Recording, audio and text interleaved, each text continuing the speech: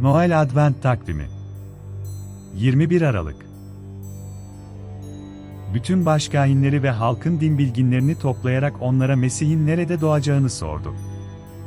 Matta 2:4 Burada hem yapılan günah var, hem yapılmayan iyilik. Peki ya Mesih'i bulmak?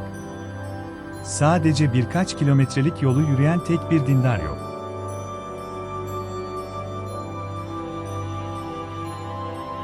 Sebep büyük olasılıkla korkuydu. Ama Tanrı'ya değil, krala duyulan korku. Bugün de Mesih hakkında sessiz kalmak çok cazip.